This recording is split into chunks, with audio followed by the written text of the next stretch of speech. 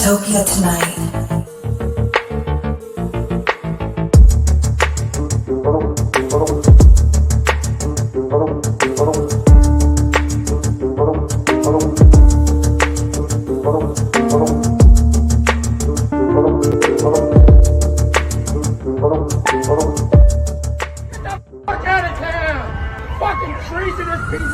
Dystopia Tonight.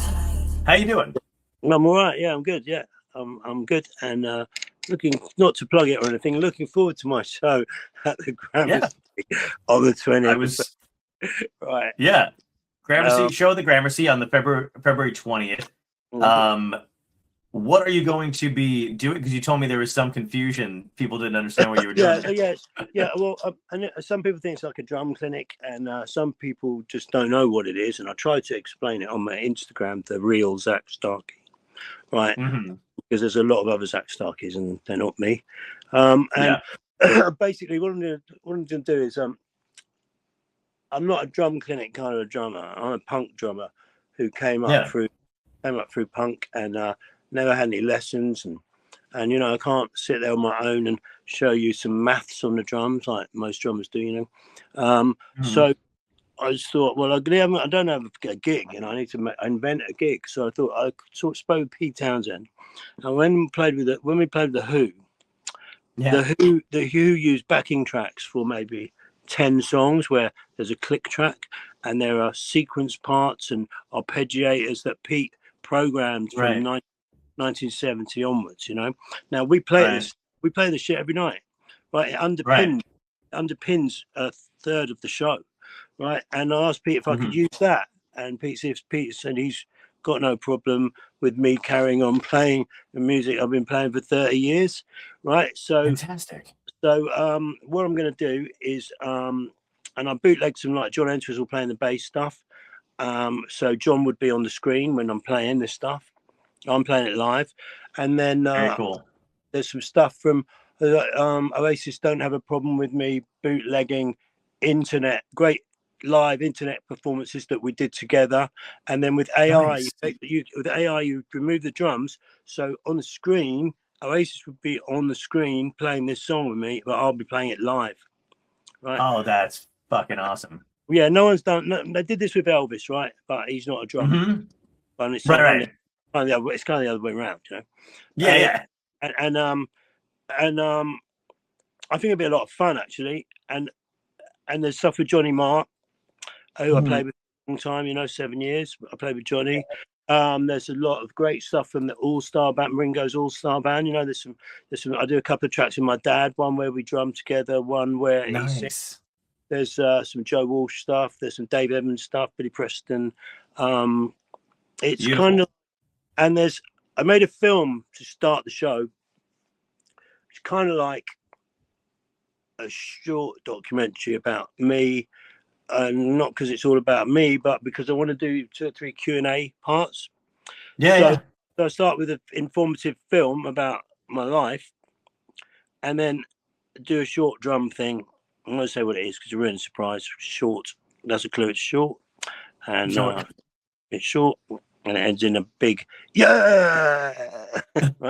And then I come around and say hello and start answering some questions or explaining what I have, and hoping that the audience will lead me to the next thing we do, except I'll be strict about ending with the Who because you can't follow the Who. Right. No, absolutely. A lot of bands tried. Well, while I've been with the Who, we've been to certain territories where the Who weren't that big because they haven't been there before, and so we went with some really big eyes. And we were on before them, and we just smoke them, man. We smoke. Nice, yeah. I bet. Like Godzilla. What a great way to bring that around, man. That was good. That's a good 180. Good callback.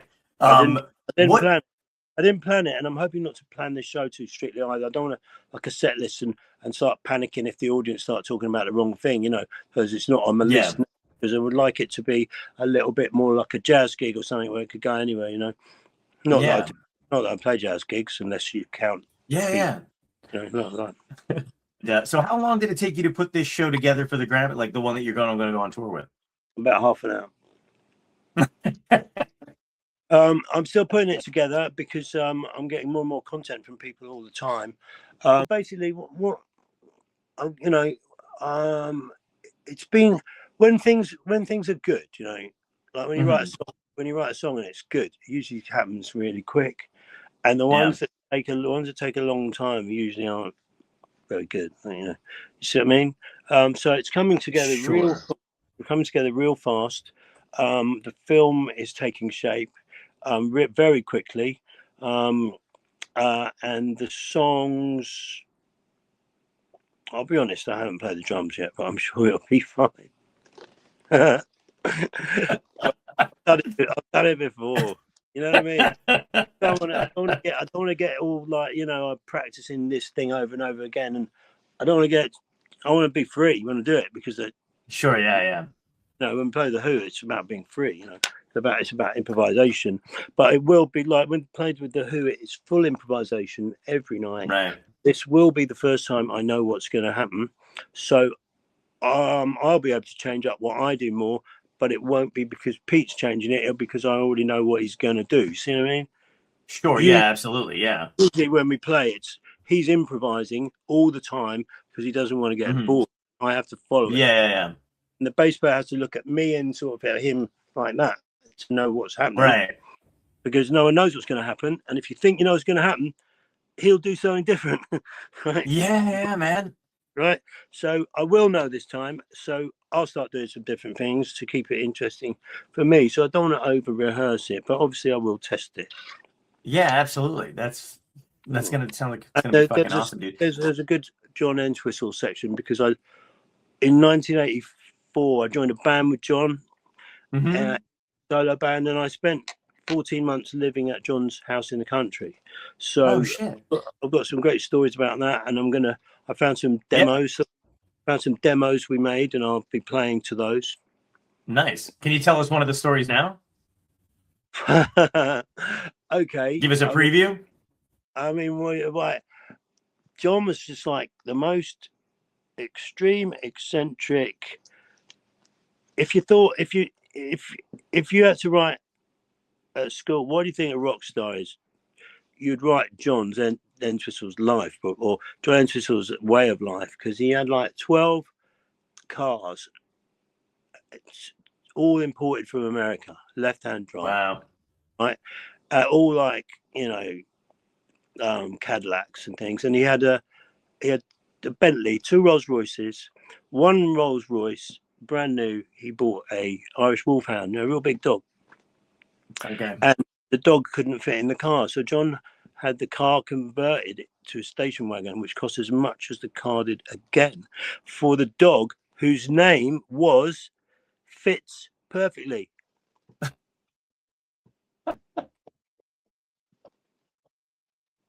That's fucking amazing, dude. Jesus Christ. Yeah. That's hilarious. I trawled online. I found footage of him saying that. I can't believe it. I fucking can't believe it. I couldn't believe it. And I've been doing a lot of stuff like that. I've got a lot of home movies that I've shot on tour with people. A lot of them I like, you know, in the bar when people are too drunk, and I wouldn't want to show that sort of thing, you know. Some of it need fucking subtitles. Right. But there's a lot of really funny stuff with me and John together, because we used to hang out all the time because we've been playing together since I was 14. Sure. So, and there's a lot of stuff that I shot. I just always had a video camera. Because I would be filming, and John would look in the camera, and I've got to find this part. Look in the camera and go, "What are you going to do the second half of your life? Watch the movie?" That's great, man. That's a good tag, dude. It's so true, isn't it? Because like, you're missing it while you're filming it. You're not. Absolutely. You're not involved in it. But I was always like that with my group of friends too. And now that we're getting older, they keep asking me if I have anything. So they're just like, "Hey, when we were at that party back, like, you took photos, right? Do you have anything? Or you took video, right?" And I'm like, "Yeah, I took it all." And now I'm kind of glad I did it. But then I realized I'm not in them. Yeah. There's none of me. I actually hold it out there a lot and sort of selfie it, you know. Oh, that's a good. But I've got some great meet.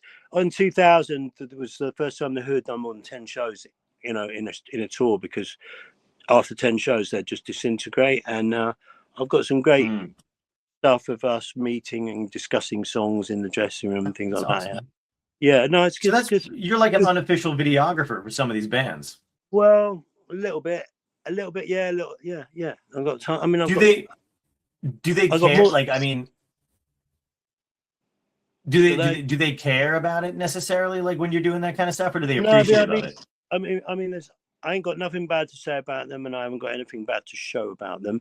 And Pete sent me a lovely message wishing me well and saying that New York would give me a warm welcome. And then I spoke with Roger about 2 weeks ago, and he said, "Just be yourself, Zak, and you'll be great."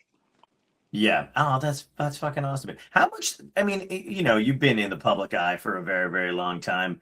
Is it still frustrating when something like that is going on and the media just kind of runs with it, or are you kind of used to it and you're like, "Hey, this shit will sort itself out"? What are you talking about? When you left the Who? I didn't leave the Who. I got fired 3 times. Right, that's what happened. I got fired 3 times. Okay. And the second time they tried to get me to say I'd left when I hadn't left, and I didn't like that, so I didn't do it. And they said I'd left, and I countered it because it was a lie. So I'm not a rock star, man. I'm just a guy that ain't gonna get walked all over like that. You know, I believe it. I didn't think it was fair that they would take that, because I wouldn't leave the Who. I love the fucking Who. I love it. So for them to say that sort of blew my mind a little bit, and they'd said it because I wouldn't say it for them. Wow. Right, and then I got and then 3-4 weeks later, I got pretty much rehired by Roger, and then 2 days later he fired me again. So what the hell was that about? It was because I was promoting a single called Domino Bones in my group, Mantra of the Cosmos. Do you know the record I made? Yeah, absolutely. Okay, well, I did a hell of a lot of promo to promote that because Noel was with his group, the Little Known Oasis, and Sean Ryder was busy with his group, Happy Monday. So I had to do all the promo myself.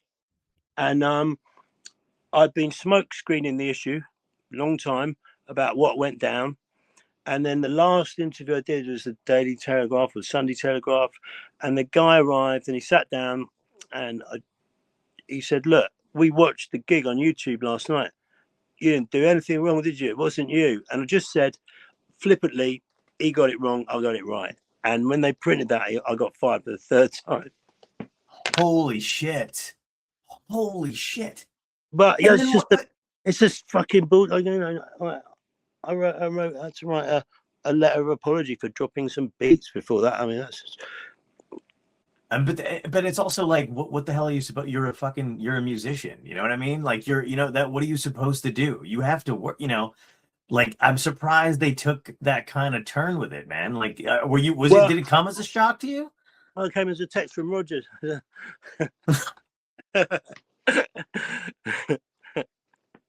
That's always nice. That's always nice to know. No matter what age you are, you could still receive a breakup text from somebody. Yeah, it's good at it. Yeah. Great. Oh fuck, man. But you know, listen, I had a real talking phone call with Roger last week, and we're great. That's good. You know, we're just great. We're great. It's just the Who. They're not normal people. They're not normal people. They have an addiction to friction. Yeah. Oh, and they've always used it to further their art. Right. You know, that's nice. That's kind of a testament to that. I was going to say it's kind of a testament to your art and just artists in general of how you can go from, you know, having that kind of friction to talking on the phone the next day. It's like a family. You know what I mean? Like it's just like, I get the Who, man. I get what they're like, you know, and I'm not, you know, it's funny. If Pete changes his mind, all his assistants start running around like headless chickens, you know, but, you know, get used to it. Like, you know, he wrote Quadrophenia, you didn't. Yeah, exactly. Yeah, it doesn't faze me. It's just like the Who, and that's what's great about the Who in a way is that they did fire me 3 times. How crazy is that? I mean, you're talking about the craziest band of all time, and they did the craziest thing to me, and that's crazy.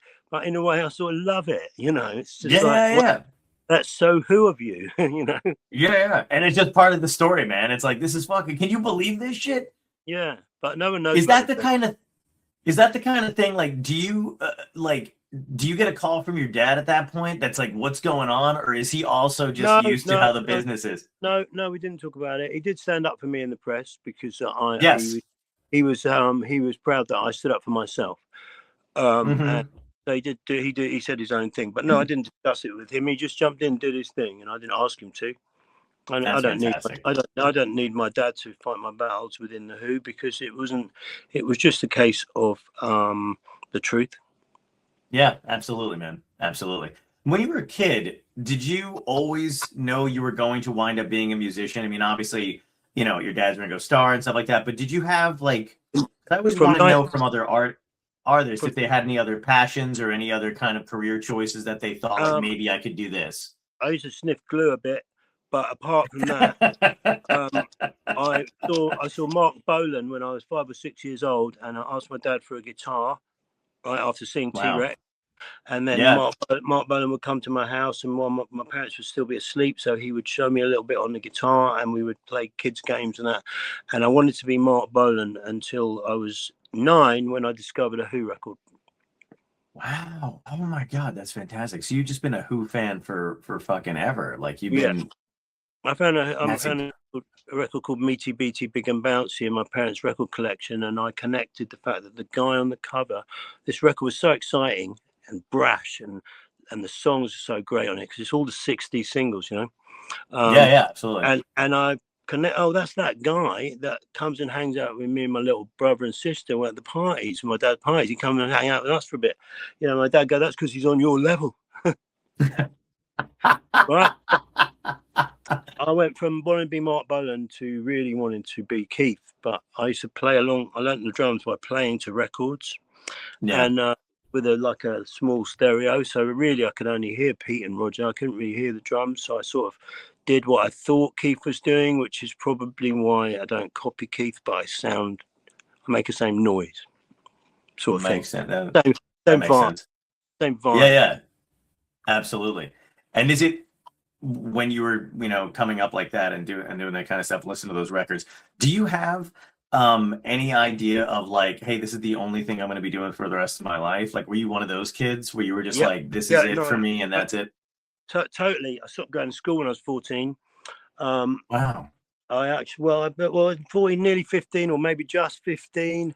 Um, I used to get in quite a bit of trouble in school. I'm not going to get into that because I'm going to play a bad boy bullshit. Because when you're in school, that's bad little boy, isn't it? You know. But yeah, Hmm. we used to have the thing called the cane. You know, when you get beaten and that. You know. And Sure, sure, yeah. and then one day, Neil Aspinall, you know, who worked for the Beatles, you know that guy is. Yeah. Okay, he said he used to end every sentence like with the word "right" as a question, and he said, "You're a drummer, right? You don't need school, right?" Wow. And that's why I never went back to school. Thanks, Neil. That's crazy. Thanks, Neil. Neil, man, you're a drummer. Right? That's You don't need school, right? As a that's question. fucking crazy. Damn. Great, great. So I fucked school off and Yeah. started my band all the time. You know, I didn't get any qualifications. Just played. I was playing live from when I was 12, and I quit school at just about 15, I think, and then was just playing. And then before I was 16, I got a job in the Rainbow Theatre in Finsbury Hmm. Park. It's a really famous venue, you know. And I Hmm. was the office boy there. They thought I'd left school. They thought I had left school, but they thought I'd legally left school because I looked a bit older than I was. And I got a job as an office boy, you know, like guillotining flyers and putting posters up and shit like that. But I get to Nice. hang out with all the bands during the day, you know. I got fired for getting high with the Allman Brothers, you know. But you know, my mum thought I was at school, but I was like doing this gig in the Rainbow Theatre. You know. Oh my God. When did they find out you weren't going to school anymore? Um, well, a few months after that, the education authority or whatever caught up with me, and I had to go to like this crazy college for 3 hours a day. And then as soon as it Hmm. didn't, and then as soon as I was of the age, I went there for about 3 months, and then I was the age because I managed to not go for so long.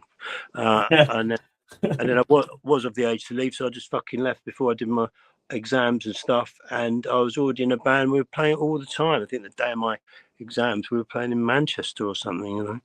Wow. Is that something that you actually have to explain? Like you just went off and didn't like there was no nobody tried to talk you out of it. You know what I mean? It's kind of be kind of hard for your My mum you was know really, your my mother was really proud of me what I did. nice. Right, I remember coming back from the studio, the first time I ever went to the studio to record, and I didn't get home till like 5 a.m. and she was waiting and she was fucking angry, and then I played the cassette and she said, you're not going to school tomorrow, you get a lion. You stay in bed. Oh wow, that's smart. That's Yeah, fucking she was great, really dude. proud. She was really proud of me, and she used to really encourage me. You know, she always Yeah. said, she always, whenever I said like, whenever she'd scold me, she'd go, you'll end up in Hamburg back in a stripper. Do you remember your first paid gig as a musician? Well, when I was gigging, like clubs and pubs, you barely make enough to get the gas. Yeah.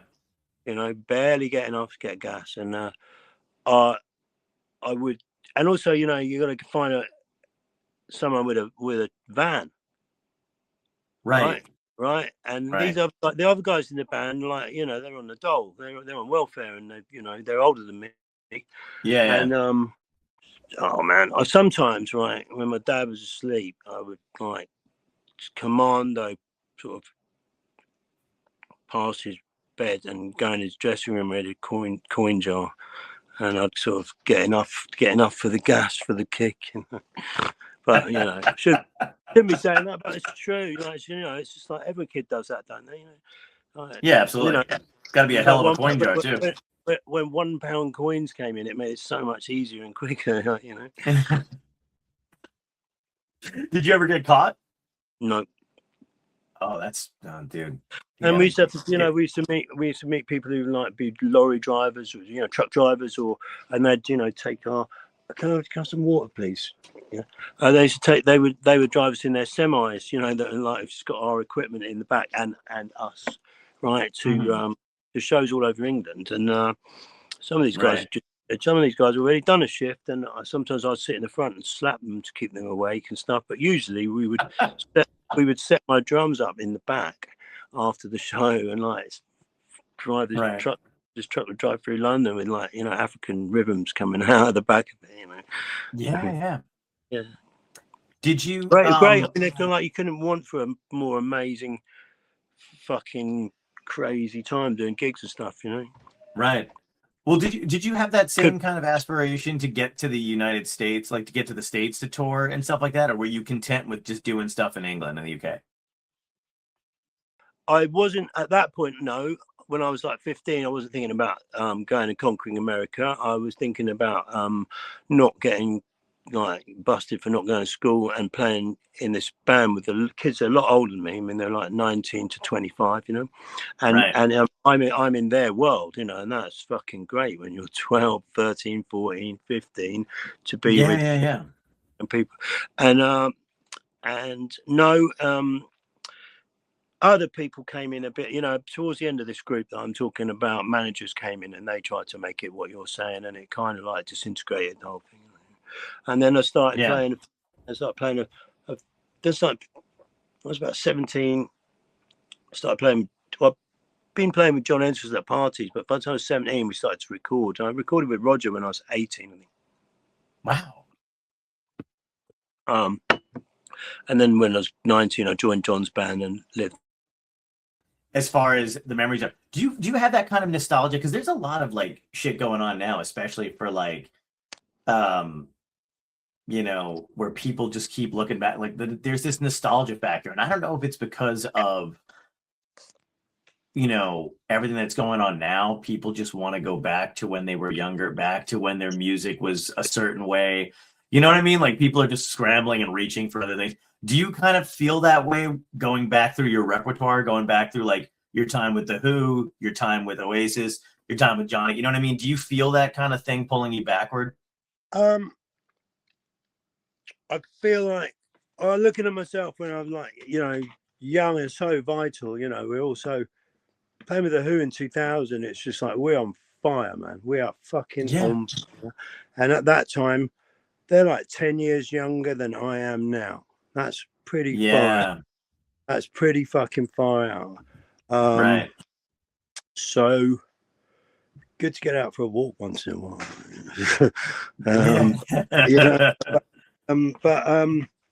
Yeah, I'm not really nostalgic for the. I don't know. I've done it and it was great. I think if I did it again, it wouldn't be as great. Maybe I don't know. I don't want to go back, but I'd like everyone else to look forward in a bit more of a. Where's the new Stooges, man? Yeah. No, I feel you. I know what you mean. Yeah, because it's got to be interesting too, because you're going back through all this footage for this show at the Gramercy and stuff like that, and for the tour that you're going to be doing. So I always wonder, people who put books together, people who put these kind of things together, you're kind of going through your life. Were there any spots that you had a kind of like a hard time revisiting? It's hard to look at my mother because she's not with us, Right, of course. But also, I trawled the internet and found some amazing footage of my mum and dad, when they first got together. And when they got married and when they come out of the hospital with me, stuff like that. That's in the film, Oh, nice. There's it's kind of like it'll be someone said to me yesterday, so it's like an interactive documentary about you, and that kind of it. Yeah. Do you think about making this into a book? I'm in the middle of a book, but I think the book is something else. You think you finished it, and then something else happens. I mean, if I'd finished it, if I'd finished it when I thought I'd going to finish it, all the stuff that happened with the Who wouldn't be in it. That's a good point, man. And basically my book is made from. It's made from when I'm texting with friends, like say Johnny Marr or Bobby Lesby from Primal Scream or Ian Brody, or Paul Weller, or these guys, and we start talking about a certain musician, and if I'd played with them or knew them, I will start. Once I get going, I can't stop. So all these guys said, "Man, you got to do a book. These stories are amazing." So what I did was I wrote the stories to them, and that made it very easy. So I've got about 40,000 words, something, but I need to put it together and get it in order. But it's it's written in text WhatsApp form, and I would keep it like that, or I keep the beginning of each story like that, and then move to the text, And I've got fucking thousands of photographs no one's ever seen, and some of that will be in the show. And I've got footage that no one's ever seen, and that'll be in the show. And I'll be in the show, and that's what's going on. No, that's great, dude. Is it one of those things for you as far as like, are you calling those guys up and asking them for stories too of you and pictures and stuff like that? Like, how are you gathering this stuff together? No, I can remember it. I'm talking about. That's great. You're talking about the band, right? So I was talking about the band with someone I can't remember, and when I was 11 or 12, I used to go to my dad's place in LA for summer, and his friends are the band, and it would be like Levon and Rick Danko and Garth and Stephen Stills would be playing guitar, and Dr. John and Billy Preston would be playing keyboards and organ and stuff. And my dad wanted to party, so he would just put me on the drum stool, and I would be the drummer. And that happened like numerous times. There's no photographs because my dad's house burnt down. Right, lost everything. My God, dude, I'm so sorry. To that, and then Steve Stills came out to stay with us in England, and because my dad get up so late, me and Steve would jam every day. Sometimes he'd play guitars, sometimes he'd play piano, and I'd play the drums, but we jam quite a lot.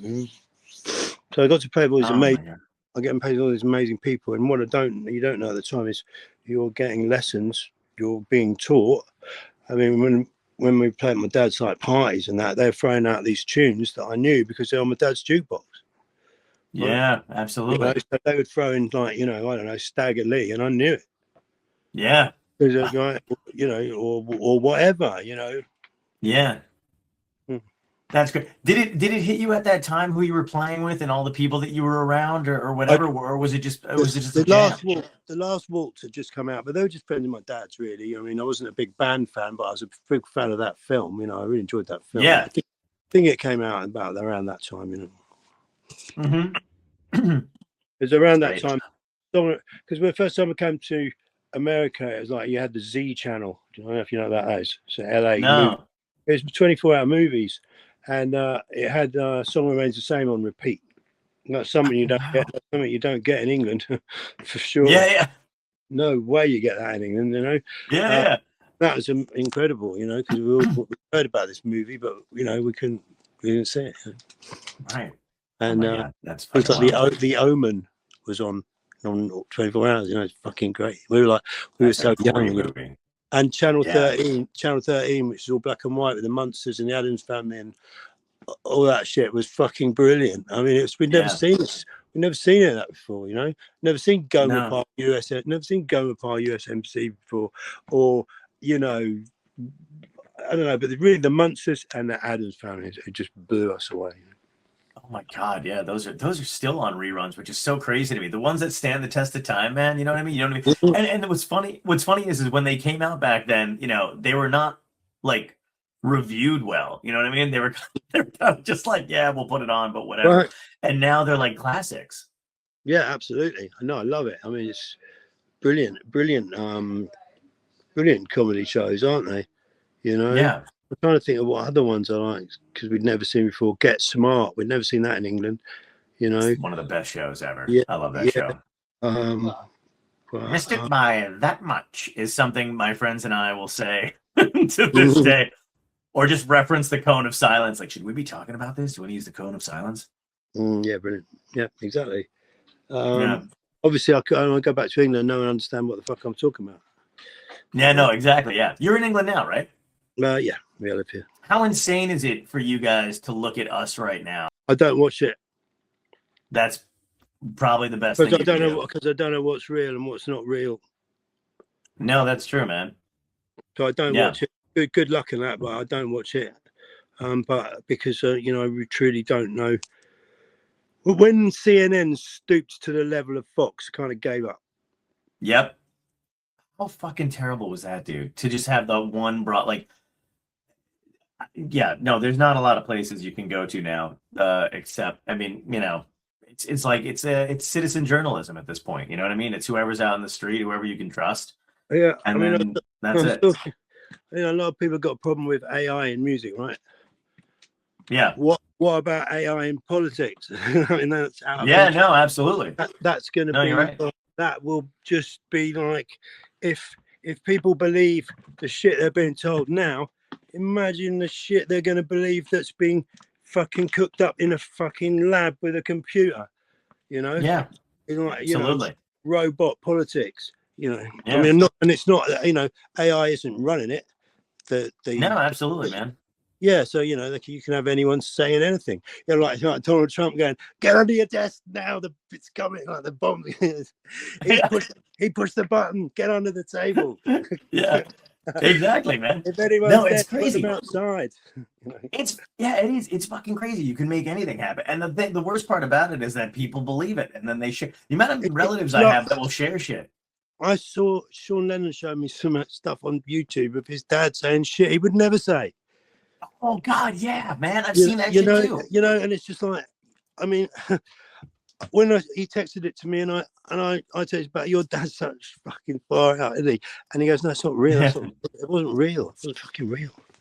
Yeah, right. George Carlin's daughter is a good friend of mine, and she'll send me stuff, and I'll send her stuff every now and then. That people will post of her dad saying the most batshit insane stuff, and it's creepy. It's insane.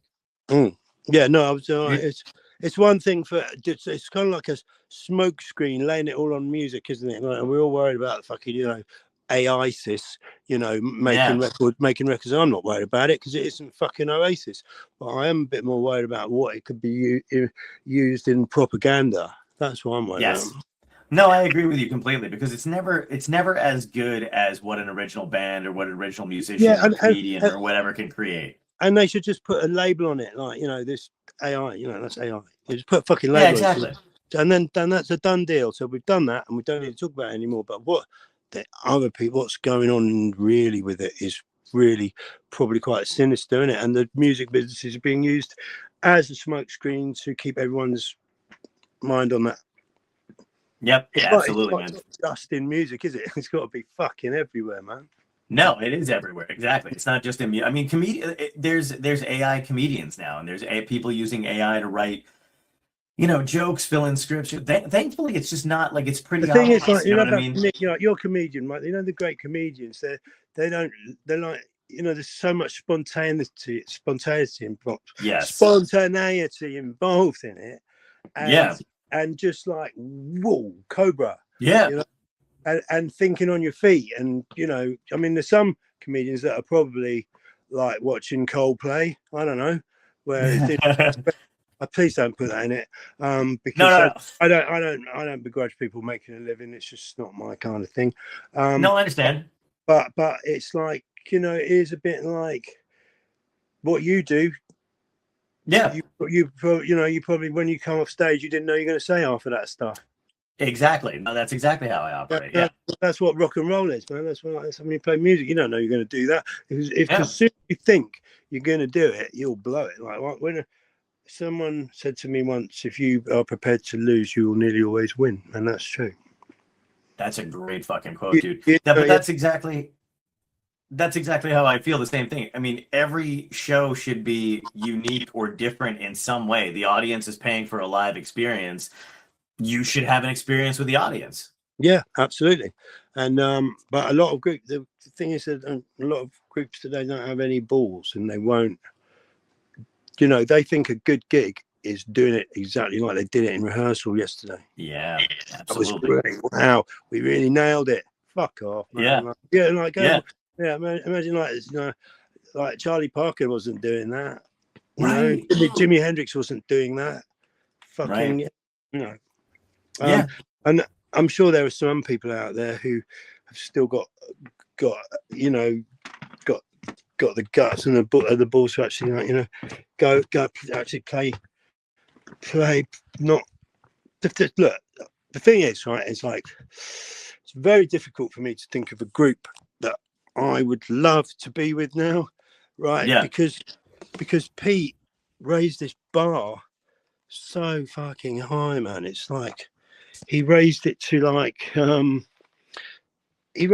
point where every night on stage he's going to play something different, so he's not bored, right? And I've got to make sure I'm on it. I'm on it, and I'm on it. Yeah. I'm on it more. He's on it 1,000,000. He's on it 200%. I got to be on it 500% to follow it and to like, it's every night is a challenge and a test of everything you've got, right? Yeah. And what else is? And I said that to him, and he said, "I know." That's great, man. You fucker. Well, I know you know. But it's sort of sometimes I'm put on phone because I'm wandering around now. It does sort of leave you wondering. There are a few bands I like, but I've been blessed that most, pretty much. Let me go to that way and lean in a bit. Pretty much every group that I played with, or people that I played with, I would never call it a job. Right. Even though I get paid for it, and I never joined it, and I never joined anyone because I felt that was a control issue, and I was asked to join. I mean, 2006, Pete asked me online. He actually asked me on to my face, because I didn't know. And 2 weeks after he asked me online, it was still up there, and I hadn't read it because once you do, if you it's not like if you do a gig with Pete, that's enough. I don't need to look at your website in the morning because like that's enough for one day, because this band is like terrifying, and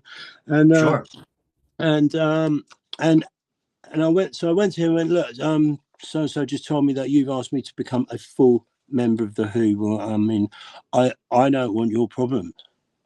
For starters, I want your problems. Like I'm happy doing what I do, and not, and I didn't say it, but and not being not allowed to do anything else. Right. Yeah. That's the true meaning of it, isn't it? Yeah. Absolutely. No, so I just declined. I said I don't want to be a member. Same with Oasis. I said I just didn't want to be an actual member because I always had another group with my wife, and I always had another, and I think that if you join as a member, then I just think I don't know. I just didn't want to be in a position where I couldn't do what I want to do. No, I understand that. Have musical freedom is a gift, real gift. Yeah, and absolutely. Also to keep getting phone calls from like people you think is fucking amazing is also a gift. Yeah, and that request came at a time where I'd just come back from Oasis after 2 years. Nice. So you were looking for a little break? No. I went the day after, a week after I got back from Oasis, I started 2 years with the Who, touring. Oh, that's crazy. And then as soon as I finished that, I went straight back to Oasis. Wow. Oh, that's awesome. How was it with Liam and Noel when you were doing that kind of stuff? I mean, did you feel any tension between? I mean, because their arguments and their whole thing is legendary, man. And even online, like they just love taking the piss out of each other. Yeah, I mean that's what it is. I don't think it's as real as everybody else thinks, So okay, I started with Oasis February 2004. Okay, and I quit in February 2009, and in that time, I never saw them argue once or have a crossword once. We just laughed and played the hottest motherfucking rock and roll on the planet, and we were the greatest live band on the planet. And I don't know why that they didn't argue, but I think it's probably because we were so fucking good they didn't want to ruin it. Right. They're like notoriously legendary, like Beatles fans. Like you could actually hear it in most of their early stuff, like 100%. Did they? I mean, were they cool about like asking you questions about the beat? You know what I mean? Like, how was that relationship? Because I feel like they're real nerds about it. Everybody I know is a nerd about it, man. Everybody's house I go to, my dad's on the wall. It's just like, it's the Beatles. Everybody's got them on the wall. So it wasn't that crazy. One funny thing did happen though when we were in Capitol Studios in LA recording "Don't Believe the Truth." My dad loaned me his car, and when I picked my now wife up from the airport to impress her, she said, "Whose car is this?" I said, "It's a friend." I turned the stereo on, as the Beatles' number ones, right? Right. And then when I got to the studio, I said, "Hey guys, get on this." I said, "Guys, get on this." My dad's got the Beatles number one in his car CD changer, and Liam said, "If I was in the Beatles, I'd have it in every slot." Right, and they started cheering, started fucking cheering. He's got it in his car and he digs it as much as they dig it, And Liam was like, "I'd have it in every fucking every slot in the fucking changer, Fucking great moment, really great. They're fucking great people. They really are. Man. It's really great to hear. I gotta tell you, man, they never complain about anything. They're never late. They're never late for nothing. It's like they make you feel like you're not putting enough in, because they're so great. This is 20 years ago, right? So maybe they've changed. I don't know, but they're so grateful and thankful for what they got. I never met anyone like that who just doesn't complain about fucking anything. Yeah, no. I mean, literally, it was one of the greatest times of my life, that 5 years, because it was like a gang based on jokes. Yeah. Right? It's just so fucking funny. I mean, I remember coming through. I'm just getting a glass of water. I remember coming through an airport early on, and Noel saying, "Okay, Zak," because I used to wear Puma trainers. Mm-hmm. And Noel said, "Look, Zak, now in Oasis, you got to wear Adidas trainers." Noel has size 7 shoes, little small. Oh shit. So we're going for the airport, and he said, and I said, "Look, I wear Puma, man." He's going, "No, you're in Oasis. You're going to have to wear Adidas." I said, "Look, I've got a deal with Puma, and Adidas is too narrow, right? And Liam said, Yeah. "Look, Liam said you can wear what you fucking want, Zach." And then he looked at Noel's shoes and said, "Last time I saw shoes like that, they were hanging off a rear view mirror."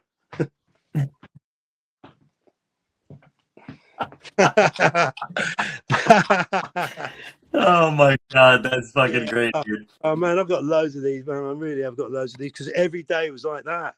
It was fucking great. It's fucking great. I mean, one guy, I was nearly in the car. The DJ nearly threw up on me. He was so hungover, and then we got in the first class of the plane, and Liam's security nearly threw up on me. And Noel leaned over and went, "Is it your aftershave, Zach?"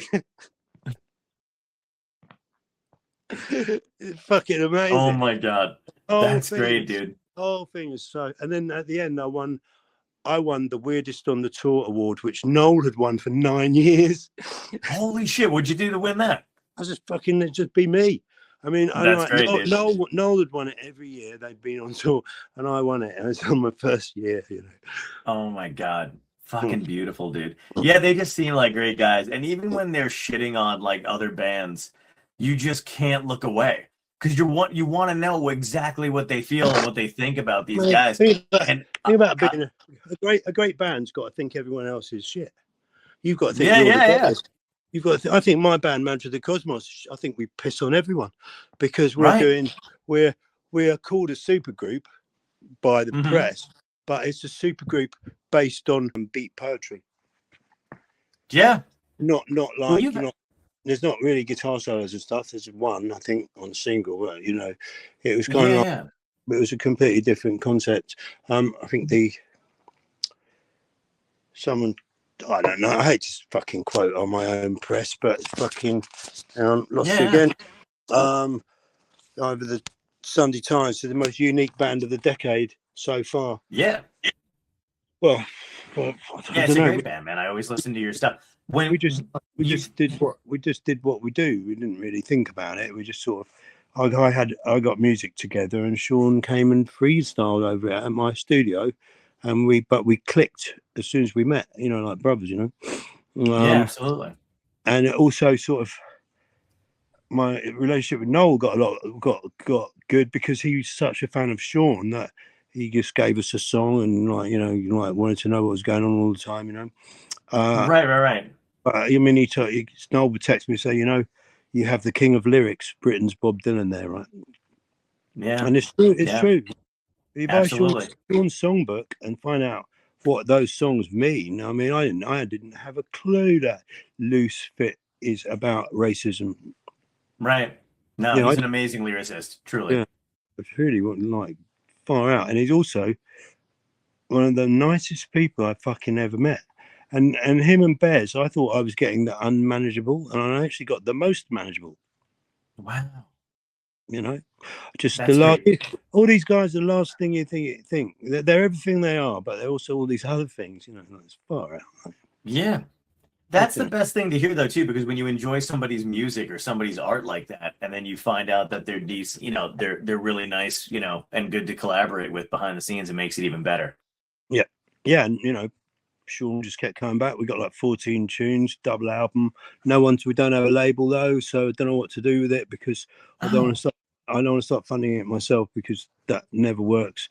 And I mean, I haven't actually spoken to a label about the album, but the climate out there is such that we got 11-minute tunes and things about the Battle of Stalingrad, Yeah, dude, that's fucking sick. Far out journeys of music and stuff that I really like. I'd triple album. If I could do a triple vinyl album, I'd do it, but no one can afford to buy it, I know. It's crazy now out there with touring and music and stuff like that, even for comedians and my friends who are, in bands and stuff like that, touring, they're just saying it's harder to tour. Like people in the UK are saying it's harder to tour Middle America because of Ticketmaster, all these other hands in the fucking thing, making it too expensive for people to come out to see them. And it's a shame because nobody, to the point where it's almost worth going to smaller venues and trying to build it out that way. That way those other, kind of money grabbing institutions aren't involved, but it's hard to do it. I just, Ticketmaster still doing that dynamic pricing thing like airline, it's like an airline. Airlines invest, right? Airlines, absolutely. It's disgusting, isn't it? It should stay fucking one seat, one fucking price. Exactly. Yeah. When I was with Oasis a long time ago, they never charged more than £32 ever. Holy shit. Ever. That was the policy. Oh my God. That would have been, I mean, could you imagine? I just, there's, oh my, that was everywhere. Fucking insane. That was fucking everywhere. That was in a theatre, that was in a shed, that was in a stadium. It was £32 or the equivalent. Yeah. And it sucks because the longer you like, if you want to go see a show and you're just like, oh my God, I don't know if we can afford it. I don't know if we can go see it. I don't know if we can get people's schedules together. In the back of your mind, you're going, the longer I wait to get a ticket, the higher the price is going to be. No matter what the seats are. Yeah, or if you want to say you want to go on vacation and you book it 6 months ago to go with your girlfriend and you break up, 3 months later, what the fuck are you going to do? Oh my God, dude. They're not going to give you the money back. I know. That's a fucking nightmare situation. You're like, do we go but just not sit together? What do we do? Exactly. There's movies about that, isn't there? But yeah, I hope they're not doing that with my show. I hope it's not getting lower. It's getting lower. The price is getting lower as it gets closer. I'm right there with you, dude. I get it. I fucking get it, man. That's hilarious. I'm looking for. When was the last time you were in this? If there's 3 people, it's the same as 3,000, isn't it? It doesn't matter. On shows where there's been like half a dozen people at a long guitar cable, I've done it sitting at the bar talking to them. You know? Do you still get to work with Sean and James on stuff? Sean Lennon and James we McCartney? worked on one tune, but Sean came to stay, hung out. We didn't do any work. We just talked. And we talk a lot and we text a lot. And we've got this crazy brotherhood where we can talk about stuff to each other that we can't talk to anyone else about, which is good. And it's cool. And I'll probably see him in New York. I think he's going to come to the show. And I really love them. Sean and James are very, very close to them. They're just only those two, though, absolutely. I've become close to them in the last couple of years. That's awesome, man. Only in the last couple of years. What changed in the last couple of years that you guys became so close? I hung out with Sean in New York a bit, and hung out with James. I think we just had more contact. I mean, we did do one tune together because, and I did that with them. It wasn't kind of like, Beatles kids thing. It was more like it was because they were those two guys were the musicians I was communicating with the most at that point, and I had an idea for a tune, and because I was communicating with them the most, was obviously I should try and involve you guys because right now we have a rapport. And I've got an idea for a tune, so let's try and develop it. And it worked really well. I've just got to finish it, I need to mix it and finish it, and that'll be on the record too, But it's the record pretty much finished, apart from that and a couple of other things. But there's a lot of material, and I'd like to get it out in one hit and not, man. That'd be fantastic. Yeah, but it's difficult because without money to promote it, no one will ever know it's out there. I know. And that's the double-edged sword, man. It could be the greatest piece of music ever, but if no one's gonna, if you can't get the got marketing budget promotion there. Yeah, marketing budgets. I mean, you sell merch at your shows. Yeah. I'm making some t-shirts, and I've got drumsticks, and I'm gonna do a meet and greet after, which is really a fucking party, isn't it? I'm gonna come to that show, dude. I want to go to it. Yeah, 20th. It'd be great to meet you properly, man. Yeah, absolutely, dude. Yeah, that'd be great. I mean, I live in Jersey, so I'm an hour away from New York, so it's not a problem. I'm in New York all the time. We are planning they're calling it a meet and greet, but really it's just a party. And when you come off stage, those things are really easy because you have so much adrenaline. Absolutely, dude. Yeah. No, that'd be a lot of fun to do. The ones before the show are a bit difficult because your mind is elsewhere, so I'm not doing any of that. No, I hate anything before a show, man. Is always like, I'm not there. I'm checked out. Yeah, you're worried about other shit at that point. Yeah, and you need to take a dump, which is the only time of the day when you're a musician, when you actually get a minute to yourself when you're on tour. As soon as you sit down, it's so true. As soon as you sit down, the phone goes, and someone goes, "My passes aren't here. My passes aren't at the box office." Yeah. Yeah. Oh my God. That's fucking great, dude. Do you have a favorite place that you love to perform, venue or country or state? You know what I mean? That you look Whatever. forward to going back to every year? Well, I've only ever played there once, at Fillmore West. Fillmore West. Oh wow. Okay, I've never been. Yeah. Yeah, we played there with Johnny Marr one time. It was fucking incredible. It was like being lifted up by every artist that ever played there. It felt like Jimi Hendrix Wow. was holding you aloft. It really, Oh, that's beautiful. like flying. It was so amazing. And I got, if you're a drummer and you've got Forest Hills is amazing. It's got a concrete stage, but its drums sound like cannons. Wow. Yeah. I never knew that. That's awesome. It just turns drums into weapons, that venue. That's fucking Yeah, you crazy. remember things. I remember things like that. I remember. Yeah, of course. Yeah, well, great, really great sounds. Like, Wow. boom. Yeah. Yeah. It's incredible, man. It's so cool that you still have this passion for doing this kind of stuff, dude. Because some people, you talk to some people and you can see they're just kind of going through the motions. You know what I mean? They're just doing it to survive, or whatever. But it seems like you still really love the music. I'm doing it to survive. I am doing it to survive. I've got kids and I've got more. No, that's true. Yeah. But I am. But I'm also. I'm doing it because I had an idea and I think it's a good one, right? And I think it'll be fun, and Yeah. I think people enjoy it, and I think I'll enjoy it. I don't. It's like, yeah, I think I'm going to enjoy it. I think it's going to be a lot of fun, and I do need a gig, and it's great. Yeah. Have you spent any time in New Jersey? Do you because I'm a big, I love going to the Stone Pony in Asbury Park. I'm there all the time. Played there with Johnny Marr. The last show of our 6-month tour in I think about June, July of 2003. Oh, nice. Did you have any? Do you have any Jersey experiences? It was a super miserable day. The weather, Yeah, of course. End of the tour, so we're a bit bummed out. And Sean Lennon actually opened for us, which was a surprise. Shit. Which was a surprise because we didn't know until we got there. Till we pulled up that's fucking awesome. In our tour bus, we didn't know he was going to be there. Wow, that's incredible, man. Did you guys get to hang in New Jersey afterward, or did you just go home? Well, we split because we had to go airport in the morning, but we hung before. Oh, that's awesome. Where'd you stay? Where'd you go? Well, we're just on the bus, Oh, you didn't go anywhere in New Jersey and you didn't go to the boardwalk or anything? We parked outside the venue, and while the crew put our stuff up, we hung with Sean on the bus. Oh, that's awesome. That's very cool. Yeah, no, Stone Pony's 23 years ago, dude. That's a long time. Yeah. No. Stone Pony's that one of those venues, man, where everybody thinks Springsteen's going to show up no matter what. No matter what day. John Entwistle used to play the Stone Pony with twice as much bass equipment than the Who would let him use. And people would run with their ears bleeding from the venue, Yeah. Oh my God. I love it. That's awesome, man. So February 20th, Gramercy Theatre. Yeah. Cannot wait. I'm gonna see you there, dude. It's gonna be a lot of fun. Right. And I'm gonna ask you the last 3 questions that I ask every guest that I've asked on the show.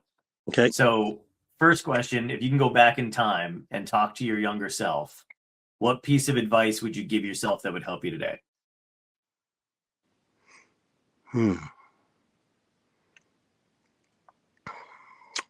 Wow. I don't know, because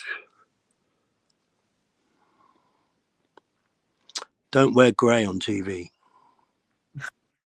Wait, what? Why? What happened? It doesn't look that great. Okay, all right. My dad told me my dad watched me on the Brits with the Oasis, and all he said was, "Grey's not a good look on TV." I don't know what else. I love that. I love with all the advice your dad, could bestow on you. He's amazing like that. He's really cutting. It's great. It's great. He doesn't mean it like that, but he's no, that's fantastic though. That's sweet. Second question is, what had to end in your life, good or bad, led you to where you are today? What? Sorry. What had to end in your life, good or bad, that led you to where you are today? fuck, I want Keith Moon. Oh, really? Elaborate on that a little bit. Well, he died. Yeah. And I was heartbroken. And then I got his job, and I was happy. Yeah. Fuck. And it's been half my life. Yeah. So that's crazy, man. Yeah. I mean, was it hard for you to reconcile with that? No, which part of it? I hated it when he died. I was like, it was horrible. I actually called him on the day he died to invite him to my 13th birthday party the following week, and some stranger answered the phone and said, "You're going to have to call back later," and he was dead. Oh my God, that's fucking devastating, dude. But I mean, what do people normally say to that? You know, your question. What do people normally say that? Usually it's either some kind of, I mean, something like that for sure, but some kind of life-changing event, drug addiction, marriages, leaving their family, changing a job, stuff like that. Basically, almost, Right. it's different for everybody, you know. Mm. It's usually, but they do the same thing, man. They usually kind of take a beat because it's a hard question to ask, but I think it's an important question because nobody ever thinks of things ending being good or bad, good and bad. It can be a good thing, it can be a bad thing. And in your case, it was both, which is unique. Yeah. No, I'm glad I thought of it like that, actually, because the rest of those answers sound boring and like what everyone says. If you know what I mean. Because I thought. Oh my God! I thought of one or two of them before I said it. Yeah. Yeah. But, no, that's a great fucking answer, dude. Thank you. All right. What's the next one? And the last question ties into the theme of the show. So this is called Dystopia Tonight. I created it, during the pandemic, and I feel like we're still a little bit in a bit of a dystopia. But the question is twofold. So if this was a genuine dystopia, more so than it is now, and you woke up tomorrow, everybody has 24 hours left to live. One, what do you think would be the cause of it? Do you think, and it's your choice. So do you think it would be political collapse, climate change, aliens, zombies, whatever you want? And what's going to be your epic death? How do you want to go out swinging? I think it'll be a bacteria from the ice caps. Oh shit, that's scary. And that's a good answer. I would have a long walk with my kid. Nice. Very nice. Would you be listening? What would be like the last album you would listen to, and what would you eat? Well, I wouldn't bother with fucking food and albums. I only got 24 hours, man. I don't know. I'll probably get some morphine. Oh, that's beautiful, dude. Enjoy it. Yeah, man. Thank you so much for doing this, dude. I really appreciate it. It's been a pleasure, man. I really enjoyed it. Thank you so much, dude. If I wasn't enjoying it, I think it would show, because I can't lie. I don't have a film. Yeah, no, man. I appreciate you being here and spending time with me, dude. It's been a blast. Yeah. It's been an honor to talk to you. And you, man. Really appreciate that.